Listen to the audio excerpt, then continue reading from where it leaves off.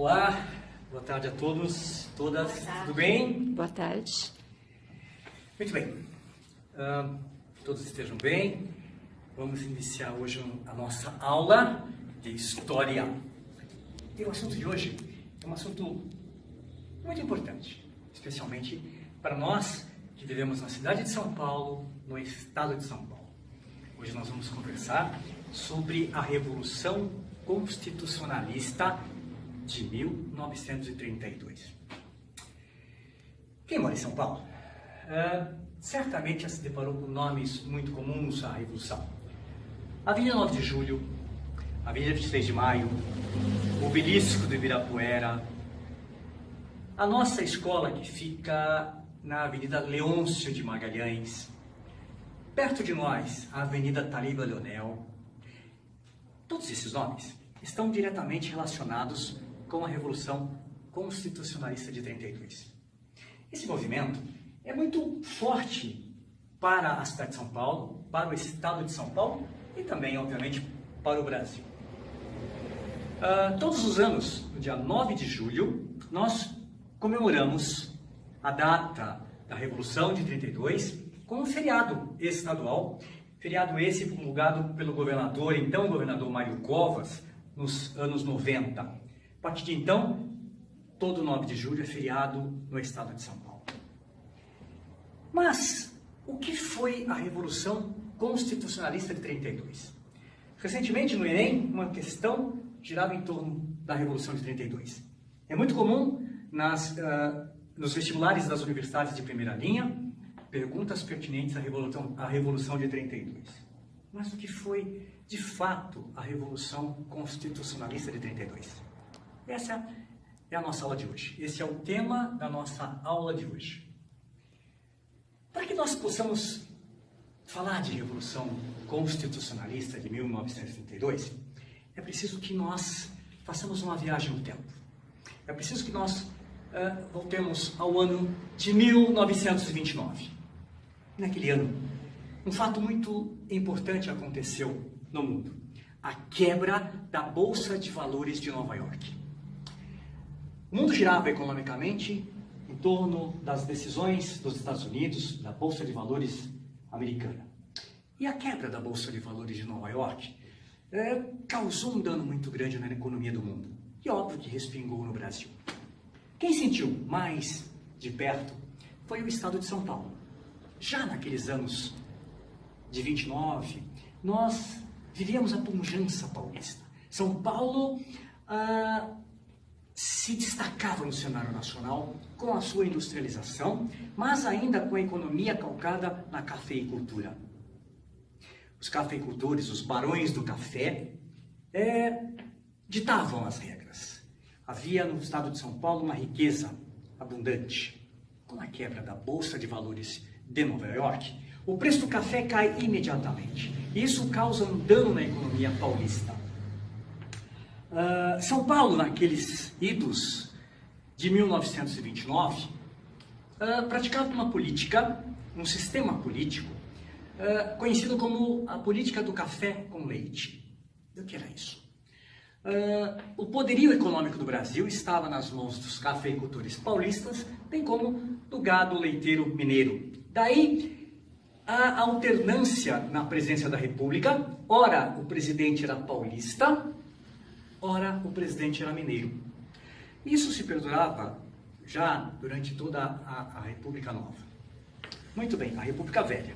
Muito bem. Em 29, esta situação, este era o cenário econômico que causa um certo transtorno econômico para São Paulo. Mas um outro fato importante acontece. Em 1930,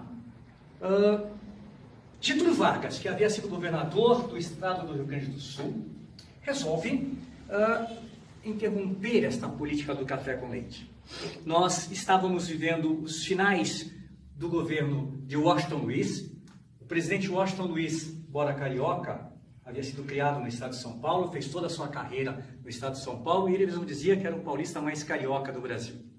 Washington Luiz, paulista, encerrando o seu governo, resolve apoiar Júlio Prestes, o seu vice, para presidente, quebrando a hegemonia da política do café com leite. Isso causa um transtorno político no Brasil. Quebra-se aquela tradicional política do café com leite. Mas, nesse instante, Getúlio Vargas, que havia sido governador do Rio Grande do Sul, resolve se contrapor a esta ideia e, através de um golpe, toma o poder de Washington Luiz. Já nos finais do governo de Washington Luiz, Getúlio Vargas vem com os tenentes, parte dos apoios dos militares, parte de civis, e toma o poder de Washington Luiz, impondo um governo provisório. Este fato, num primeiro momento, agrada aos paulistas, às oligarquias paulistas. Mas, com o passar do tempo, Getúlio começa a tomar determinadas atitudes que contrariam a velha política paulista. Num primeiro momento, Getúlio fecha o Congresso Nacional. Consequentemente, fecham todas as assembleias legislativas, as câmaras municipais, e passa a agir num governo totalmente ditatorial, como ele mesmo dizia. Mas ainda assim, Getúlio Vargas resolve nomear interventores para os estados. Ele mesmo nomeia interventores militares, alguns civis, todos eles simpatizantes do movimento da Revolução de 30. Para São Paulo, Getúlio Vargas nomeia João Alberto, um pernambucano, remanescente do tenentismo, que já de imediato é recebido a contragosto pelos paulistas. João Alberto, ao assumir a intervenção em São Paulo, reconhece direitos trabalhistas, reconhece horas de trabalho, reconhece a participação da mulher na política, e isso contraria totalmente a velha oligarquia paulista. Os ânimos começam a se exaltar na medida em que o tempo passando e os paulistas não veem uma Constituição, não veem a máquina pública andar. Tudo centralizado no governo provisório de Getúlio Vargas.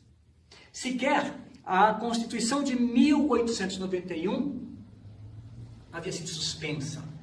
Os estados perdem totalmente a sua autonomia.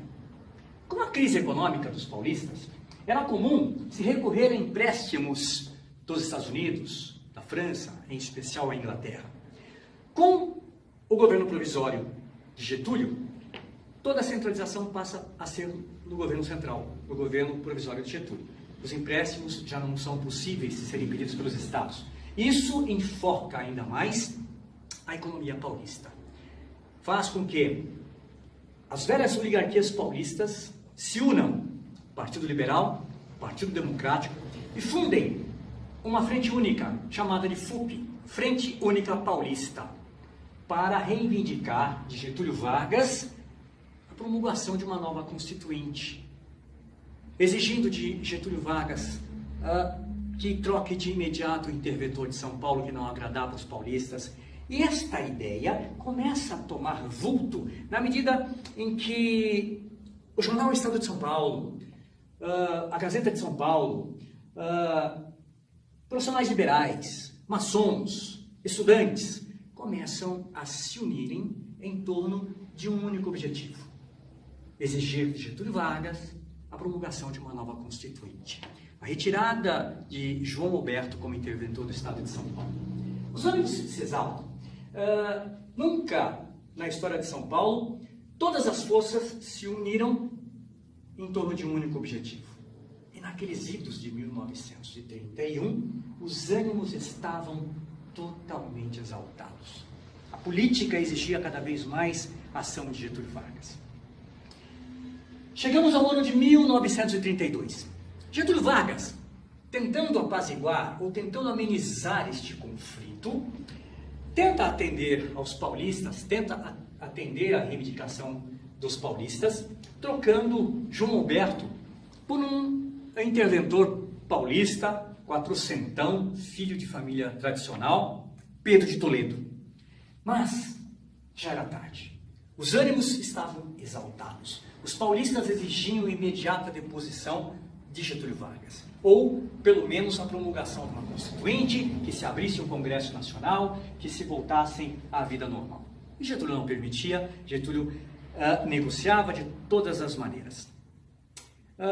Há um fato interessante, quando se diz que a Revolução Constitucionalista de 32 foi um movimento exigindo uma nova Constituinte, e que teria sido atendida em 34. Não é verdade, porque em fevereiro de 32, Getúlio monta um grupo de trabalho e já determina os estudos para a promulgação da nova Constituinte no ano seguinte, em 1933, como de fato ocorreu. Portanto, a justificativa dos paulistas de exigirem uma Constituinte e irem à luta armada por uma Constituinte cai por terra quando Getúlio já os atende em fevereiro de 32. Os ânimos continuam exaltados. Imediatamente, todos os segmentos de São Paulo se unem em torno de um só objetivo. Comícios, passeatas, vários tipos de ações aconteceram em São Paulo com o objetivo de exigir de Getúlio uma nova Constituinte. Mas o estupim para o início deste movimento acontece no dia 23 de maio de 1932. Naquele maio de 32, por volta das 17 horas, pessoas foram se aglomerando, foram chegando, foram se juntando nas arcadas do Largo de São Francisco, a Faculdade de Direito do Largo de São Francisco, as arcadas famosas, palco de inúmeras manifestações e reivindicações dos paulistas até nos dias de hoje. Cerca de 15 a 20 mil pessoas se reuniram naquele 23 de maio de 1932. Discursos, pessoas conclamando, donas de casas, maçons, profissionais liberais e principalmente estudantes. Por volta das 19 horas, essa passeata, esse grupo de pessoas resolve fazer uma passeata até a Praça da República, onde lá encontrariam outros grupos de manifestantes e fariam mais um ato simbólico. Quando eles saem do Largo de São Francisco, quem conhece São Paulo, Rua Barão de Itapetininga, é uma rua que liga o Largo de São Francisco até a Praça da República. E aqueles estudantes, aqueles profissionais liberais, aquelas pessoas, donas de casas, idosos, crianças, saem pela Rua Barão de Itapetininga, mas ao atingir o número 70, havia ali um prédio que reunia no seu quarto andar simpatizantes getulistas. Eram simpatizantes getulistas que estavam em uma gráfica no quarto andar, imprimindo cartazes favoráveis a Getúlio Vargas. Esses jovens, sabedores disso, param em frente a este prédio, na Barão de Itapetininga, número 70, e resolvem iniciar ali uma manifestação com palavras agressivas. E óbvio que também os simpatizantes getulistas que lá se encontravam respondem a essas agressões, a troca de ofensas. Isso se estende por algumas horas, até que um grupo de jovens, desses jovens manifestantes em prol da Constituinte, resolvem arrombar uma loja de armas e munições que havia na Barão de Itapetininga, lojas Mabel, hoje existe num outro endereço, e pegam algumas armas, munições e passam a fazer disparos em direção ao quarto andar. Isso é muito grave. Os simpatizantes getulistas, também armados, aliás, um deles portava uma metralhadora, passou a disparar em direção à multidão. Num primeiro momento, os estudantes, os manifestantes, arrombam a porta, tentam jogar gasolina para provocar um incêndio. Outros pegam escadas e tentam chegar ao quarto andar. Um desses jovens, Martins, foi o primeiro a morrer. Ele coloca uma escada, sobe e é alvejado no peito, caindo, falecendo de imediato. Em seguida, Miragaia, um outro jovem, também é atingido por um tiro, vindo a falecer de imediato. Camargo, um outro jovem, tentando se esconder, também é atingido, vem a morrer. E o quarto, ferido grave, Drauzio, vem a falecer 5 dias depois.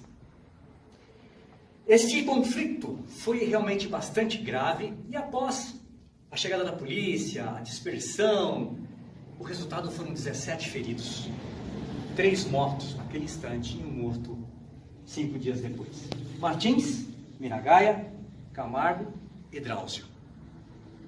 Contrariando o que diz a história oficial, que naqueles dias 4 jovens estudantes vieram a falecer, não é verdade.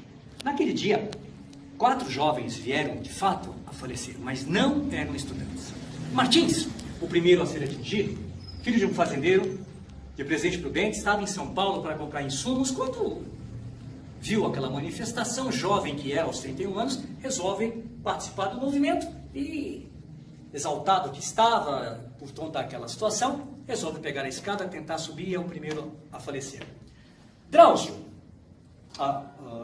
Miragaia trabalhava na botica Alviado Douro, uma botica famosa em São Paulo. Ele era auxiliar de farmácia. Camargo trabalhava no escritório de contabilidade, prestava serviços para um cartório que havia ali, aos 29 anos. E o menino Drauzio tinha 14 anos apenas, estava com a sua bicicletinha na esquina da Barão de Itapetininga, com a rua direita. Portanto, esses 4 jovens que vieram a morrer por conta das manifestações da Revolução Constitucional de 32, serviram como estopim para o movimento. De imediato, cria-se uma confraria, cujo nome era MMDC, sigla dos nomes de Martins, Miragaia, Drauzio e Camargo. Esta confraria passa a ser o elo importante da convocação de todos para a Revolução Constitucionalista. O movimento do MMDC passou a ser o movimento de congregar todos os voluntários, sendo a sua sede a Faculdade de Direito do Largo de São Francisco. Aquele 23 de maio, sim, foi o estopim.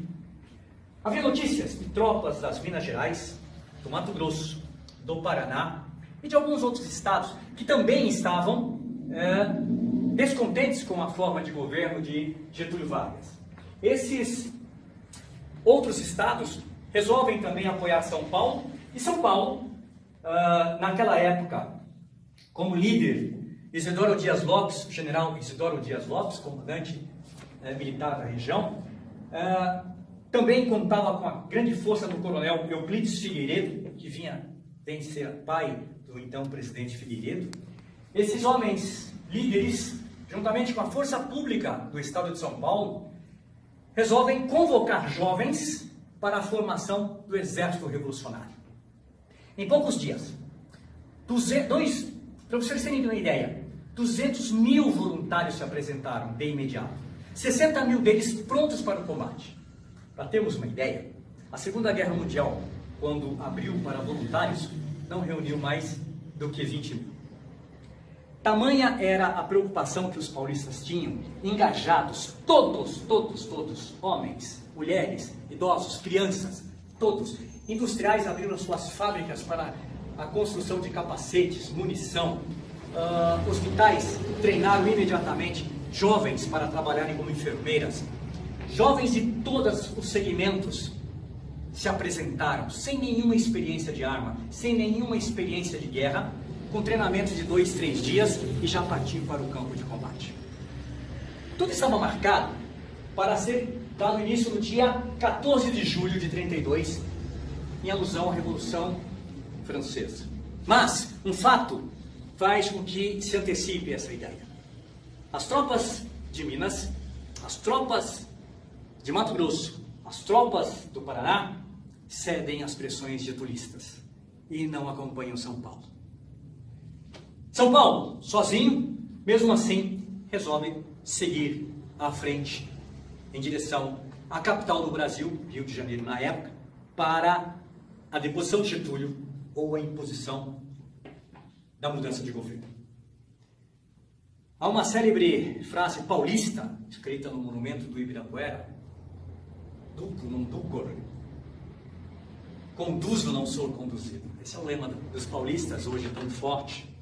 Os paulistas resolvem então dar início e as primeiras tropas começam a seguir em direção ao Rio de Janeiro, pelo Vale da Ribeira, e a primeira posição tomada é o túnel que o coronel Euclides Figueiredo toma, extremamente importante como elo de ligação entre São Paulo e Rio, já na região de registro.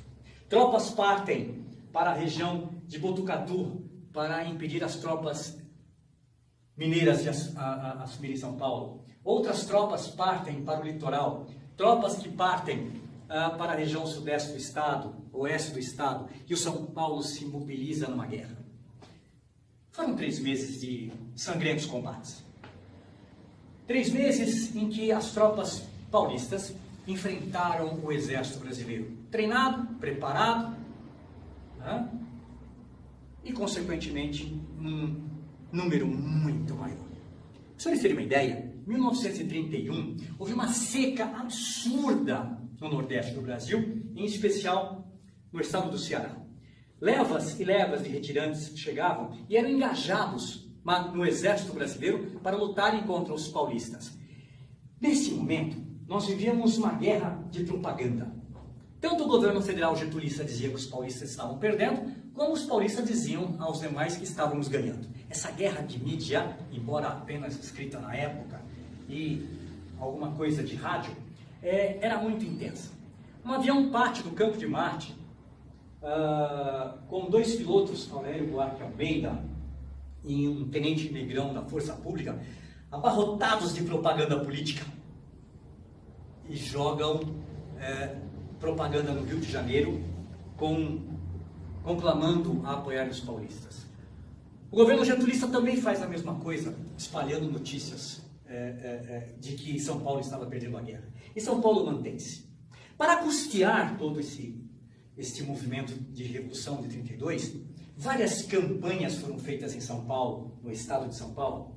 Entre elas, doe o ouro que você tem. Pessoas doaram anéis, alianças, cordões. E esse dinheiro era movimentado para fazer, então, munições, capacetes, alimentação dessa tropa. Foram 3 meses de tamanha dificuldade. O estado de São Paulo chega numa situação muito difícil.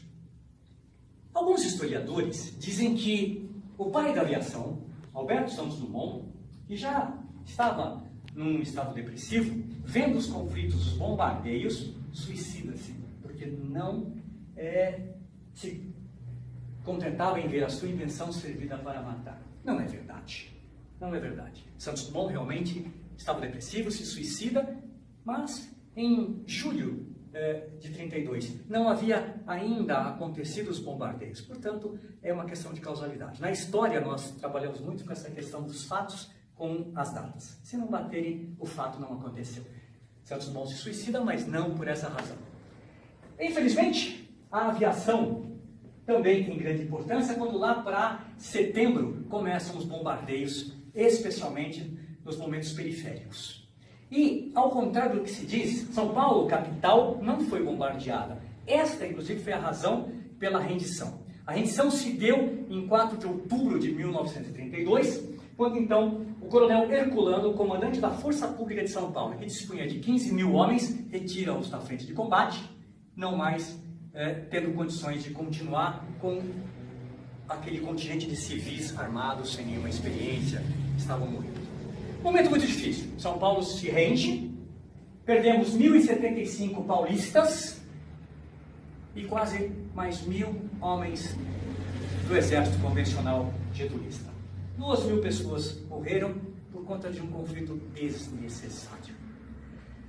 Para os paulistas, restou orgulho em dizer até hoje que São Paulo perdeu no campo de batalha, mas ganha no campo político, quando em 33 é promulgada a nova Constituinte, que entra em vigor em 1934.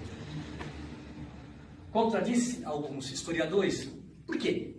Na verdade, essa Constituição não foi por conta dos paulistas, da reivindicação dos paulistas. Getúlio, lá em fevereiro de 32, já havia criado esse grupo de trabalho e já havia, inclusive, determinado a promulgação dessa Constituinte em 33. Portanto, mas é óbvio que para os paulistas fica o gosto de dizer que nós provocamos a nova Constituinte. São Paulo perde, recolhe-se, cerca de 20.000 pessoas mutiladas, 20.000 pessoas que ficaram amputadas, cegos, com problemas de audição, que tiveram que continuar a vida e que tiveram que continuar o orgulho paulista de continuar essa pujança que é o estado de São Paulo. Desse conflito resulta não só essa questão do orgulho paulista de dizer nós perdemos no campo de batalha, mas ganhamos no campo político. Outros benefícios vieram logo a seguir. São Paulo passa a se concentrar na industrialização. São Paulo passa a abandonar gradativamente a cafeicultura e investe no poderio industrial que se mantém até hoje. Mas algumas outras coisas importantes. Um grupo de empresários viu que São Paulo precisava ter algo que pudesse contribuir para futuras gerações. Esses empresários se juntam e fundam a Escola Livre de Sociologia e Política. Escola essa que tinha por finalidade formar novas mentes construtivas, profissionais que pudessem alavancar a pujança paulista. Essa Escola Livre de Sociologia e Política tem como importância a formação da futura elite cultural paulista. Mas, naqueles anos de 33, o então interventor de São Paulo, paulista, Armando Salles Oliveira, também entende que era preciso não mais pegar em armas, mas em livros, como ele dizia. E ele cria então uma universidade que passa a ter o nome de Universidade de São Paulo. A nossa USP, hoje a mais importante instituição da América Latina. E a USP e a Escola Livre de Sociologia e Política tiveram por fundamentação a USP formar professores através da sua Faculdade de Filosofia, primeiro instituto a existir dentro da USP, a formar professores, formar futuros professores que pudessem alavancar ainda mais. E a Escola Livre de Sociologia e Política, formar profissionais para a indústria, formar profissionais para o comércio. Esse foi um grande ganho deixado pela Revolução Constitucionalista de 32. Pois não, pode perguntar. Desculpa. Professor, por que costumam-se dizer que os irmãos do MMDC eram estudantes? Então, a propaganda da época, obviamente, tinha muito interesse em chamar a atenção da população. Claro que, por serem jovens, naqueles primeiros anos de Revolução, naqueles primeiros dias da Revolução, dizer-se que eram todos estudantes conclamava ainda mais as famílias, mostrava o lado jovem, o lado da participação. No primeiro momento, é claro que a propaganda queria construir mártires, né? De fato, o movimento do MMDC, Martins Miragaia, Drauzio Camargo, foi o movimento que serviu como estupim para a Revolução. Mas não eram estudantes, obviamente, do Largo de São Francisco. Eram jovens, trabalhadores que desenvolviam as suas atividades e que estavam no dia do comício, mas não eram jovens estudantes. Mais alguma pergunta? Eu tenho uma, sim. Pois não. Eu gostaria que o senhor explicasse um pouco mais em detalhes as diferenças entre a escola criada pelos empresários e a instalação da USP. Tá. Basicamente, a diferença é muito simples. Quando a Escola Livre de Sociologia e Política, criada pelos empresários, tinha como foco principal a formação de técnicos, a formação de mão de obra para a indústria, para o comércio, a Universidade de São Paulo tinha a ideia de criar pensadores, de criar jovens que pudessem ser agentes multiplicadores da cultura, da ideia. Mas há uma diferença muito grande. Enquanto a Escola Livre de Sociologia e Política primava pelo ensinamento norte-americano, com as ideias americanas, a Universidade de São Paulo, através da sua Faculdade de Filosofia, traz todo o seu pensamento calcado no pensamento francês. Essa é a grande diferença em questão de crescimento. A USP está aí até hoje, cada vez mais forte, seguindo ainda, até hoje, esse pensamento francês, ao passo que a Escola Livre de Sociologia e Política transformou-se ao longo do tempo e perdeu a importância que tinha, termina sendo lá na frente, isso já nos anos 60, sendo agregada à Escola Politec e continua hoje como grande formadora da elite pensante. Mais alguma pergunta? Penso que, para vocês, do ensino fundamental, é importante a ideia do que foi esse movimento de 1932. Quais foram as consequências disso? O porquê que nós temos tantos monumentos, logradouros, praças, com nomes que nos remetem à Revolução Constitucionalista de 32. Que não seja apenas mais um feriado no 9 de julho, mas que a partir de hoje vocês entendam o porquê desse feriado de 9 de julho. Porque foram paulistas, como vocês. Eu que não nasci no estado de São Paulo, mas defendo esta cidade, esse estado com muita garra, que me recebeu quando menino.